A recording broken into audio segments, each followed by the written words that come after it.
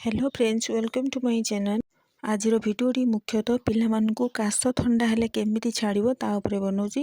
थरे निश्चय देखंतु और ट्राई मध्य करंतु। बहुत भलो सांग माने सीजन अनुसार तो पिलामानंकु काश जर थंडा सब हुए।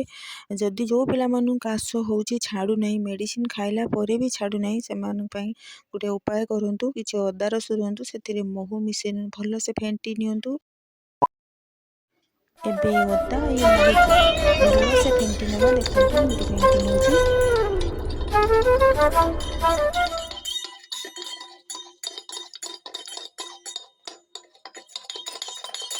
तो फाइनाली एत समय गुड़ेला पर मो मेडिसिन टी रेडी हो जाइए।